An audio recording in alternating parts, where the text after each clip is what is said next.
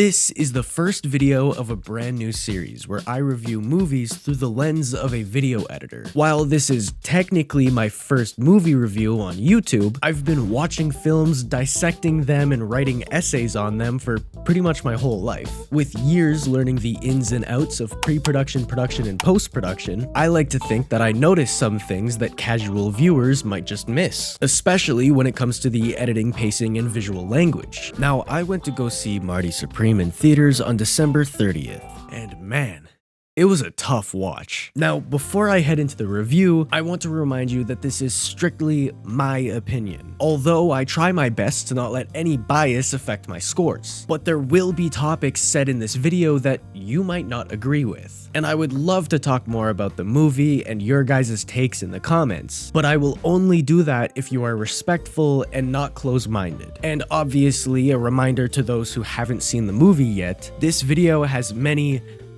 spoilers, so if you want to avoid those, I'd say click away now. The way I'm organizing this series is based off of how I actually rank movies, by breaking down films by their core fundamentals and then ranking each one. I'll be going over videography, editing and CGI, performance, pacing, score, and its story/script writing. Each category is rated out of 5, then averaged into an overall score, which I'll log on to Letterboxd. Alright, let's get into Marty Supreme, directed by Josh Safdie. Videography. Based off the trailer, I was really excited to see how this movie was going to look visually, only to be extremely disappointed. The biggest issue for me was how aggressively close everything was shot. Almost every line of dialogue felt uncomfortably tight. Faces cropped so close you'd lose sight of the characters' hairlines and chins. Instead of pulling me into the conversations, it actually made it harder to connect with them. One of my all-time favorite movies is The Lighthouse, directed by Robert Eggers. I mean, I literally have a tattoo of the movie. They use very tight shots and a crammed aspect ratio to make you feel as claustrophobic as the characters themselves. This is a ping pong movie about an asshole main character. The only moments where the camera seemed to breathe a little bit was during the ping pong action scenes. And even then, they come with their own issues too, which I'll touch later on in pacing. Considering Marty is written and portrayed as a very hyper, overconfident, constantly frantic character, pairing that energy with medium close lenses created a strange disconnect. Rather than emphasizing his charisma or drive, it kind of flattened it because all I could see were his eyes, nose, and mouth. Imagine if every YouTube video you watched was cropped that close. Does this look appealing to you? And what about 2.5 hours of this? On top of that, many of the scenes felt visually cluttered. Characters constantly crossed frame, blocking the lens, or forced the camera to scramble just to keep up. At times, it genuinely felt disorienting, like as if the movie was fighting itself to stay composed and give the audience visual information. That said, the visual look of the film is strong. Taking place in the 50s, the color grade and overall texture worked very well. The movie was shot on a Kodak 35mm film using vintage Panavision anamorphic lenses on an Aerocam LT, and that was the perfect choice to nailing the 1950s aesthetic. From purely a technical standpoint, the imaging was beautiful, even when the framing choices and lens sizes undermine it. 3 out of 5. Editing and CGI. I felt as if the footage the editor received gave them very little room to breathe and move around in. Almost every shot feels designed for rapid-fire cutting, leaving no space at all for impact, not even for 10 seconds. And by impact, I don't mean suspense or shock, but I mean moments where the film can simply sit and let something land. Take just a 10-second chill pill on some lingering shot that really sits with the audience. Because of how the footage is shot, the edit ends up feeling bloated, and that's not on the editor at all. They didn't make any poor decisions, but it feels like the material itself was pre-boxed into its own custom set tempo, leaving no wiggle room for the editor to play with. Despite that big headache in the post-production process, the editing is one of the strongest categories in this movie. Whenever Marty is just trying to talk his way out of a new disaster, the pacing is razor sharp. There's one moment in particular that I really love. It was when Marty pulls away from the conversation. To be more specific, when he's meeting Mr. Rockwell in the Ritz dining hall, the dialogue chaos continues in the background, all while the focus shifts and you can see Marty gazing at Kay Stone, Gwyneth Paltrow's character, from across the hall. That scene draws you into his anxiety rather than overwhelming you with it. Sadly, we only get a few moments like that in its constant reign of chaos. The ping pong scenes are also edited incredibly well, although there were surprisingly very few of them across a 2.5-hour runtime. They're easily the most engaging moments in the film, and I'll admit it, as someone whose table tennis knowledge caps out at Forrest Gump, it was sometimes hard to follow the rules of what was happening, but visually and rhythmically, they worked out very well. The time skips are also another highlight when it comes to the editing. The editor does a great job connecting fractured timelines so the film still somehow feels cohesive. It makes me think that they might have somewhat had an idea on how the movie would be formatted. A standout example is when Rachel, played by Odessa Ezion, is taken into surgery and Marty is left outside the operating hallway. We sit with his expression, guessing what he's thinking for about 5 seconds, until we hard cut to him landing in Tokyo. That transition timing gave just enough context to make story B, Rachel's side story, feel a little more intentional, rather than random, while still actively putting pressure on story A, beating Kodo. And finally, the VFX to the ping pong matches were very clean, subtle, realistic, and immersive. Easily my favorite parts of the movie. 4 out of 5. Performance. This is without a doubt the strongest category. Every actor, whether their role was large or small, were fully committed to the part. And given how many chaotic and loosely structured scenes there are, that commitment carries a lot of weight, especially because of how much the other categories lack. You can tell improv played a huge role here, and honestly, it's what saves many scenes. The performances feel natural and lived in, even when the narrative itself is losing its balance. Gwyneth Paltrow genuinely surprised me. Her performance low-key reminded me of Margot Robbie's Nellie Leroy in Babylon, but many years later and alive.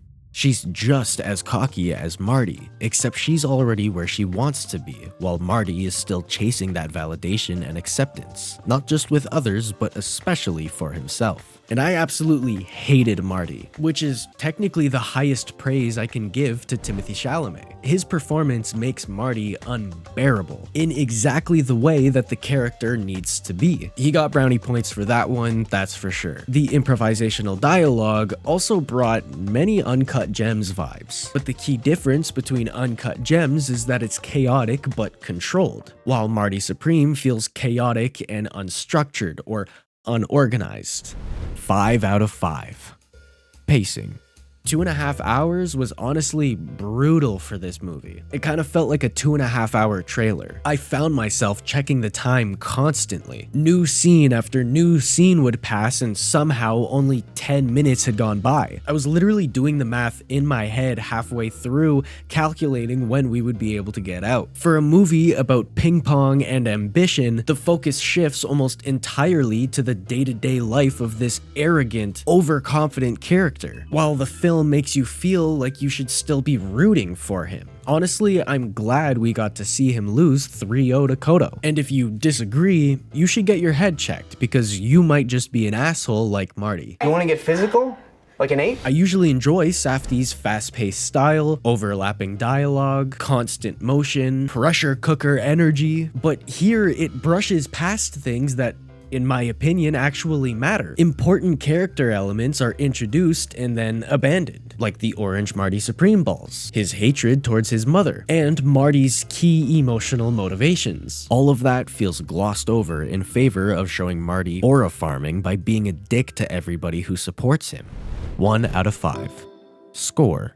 Who the fuck let Safdie even close to the score here? The music choices are literally baffling. A movie rooted in the 1950s using licensed tracks from the 1980s. And Safdie's explanation in a Q&A is, part of me believes that the movie is being told from his perspective as a 60-year-old man who is at a Tears for Fears concert with his granddaughter. I'm sorry, but that justification just doesn't hold up enough for me. If that's the intent, then why isn't the movie shot shot, framed, and structured like a memory coming from Marty in the 70s. The clash between eras makes the choice feel a lot more distracting than meaningful. On top of that, the music is barely playing. The film features 23 original score tracks by Daniel Lopatin, who created an insane score for Uncut Gems and an additional 10 licensed songs. Around that number, not exactly. And like I said, they're barely playing. Each song plays for less than a minute each. It feels like a waste of strong musical talent and a missed opportunity to reinforce emotional beats. Visually and audibly,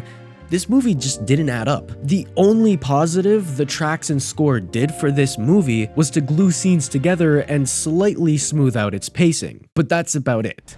2.5 out of 5. Story/scriptwriting. Did this movie even have a script? I'm genuinely curious what it even looked like. It feels like Josh Safdie and Ronald Breinstein read about the life of Marty Supreme, pulled random moments from his life leading up to Tokyo, threw them into a hat, and structured the entire movie by playing cinematic 52 pickup. The result is chaotic and unorganized. Just a pile of scenes loosely stitched together in post-production. And with how much improv was used as well, it's hard to believe there were even real dialogue on those pages. It feels like a collection of action cues and vague directions or stage notes. The most frustrating pattern that I noticed in the movie as well was characters would argue with Marty for 5 minutes straight, completely disagreeing with him and what he has to say. And then suddenly after the 5 minutes, they go, okay, fine. And it's like that over and over and over again. Even when Marty faces slight consequences, like being slapped in the ass by Kevin O'Leary, he still ended up getting exactly what he wanted, which was to go to Tokyo. 0 out of 5. So where does that all leave Marty Supreme? On a technical level, there is a lot to admire. The performances are great across the board. The editing does some genuinely impressive heavy lifting, and visually the film captures exactly what it intended to. When the movie locks into a moment, especially the ping pong matches, or Marty spirals into problem solving, you can see flashes of something great. But those flashes are constantly undercut by structural problems. The pacing is exhausting, the story feels unfocused, and the script, or should I say, lack of one, leaves the film feeling more like a collection of chaotic moments rather than a cohesive story. Important character threads are introduced but then abandoned 10 minutes later. Emotional beats don't have any time to land, and by the end of it all, it's hard to feel like the journey we went through as an audience actually meant anything meaningful. Marty Supreme isn't unwatchable. It's definitely not lazy. It's ambitious, loud, and technically confident, but it's also indulgent, messy, and far too long of a story it's trying to tell. So when I average everything out, I land on an overall score of 2.5 out of 5.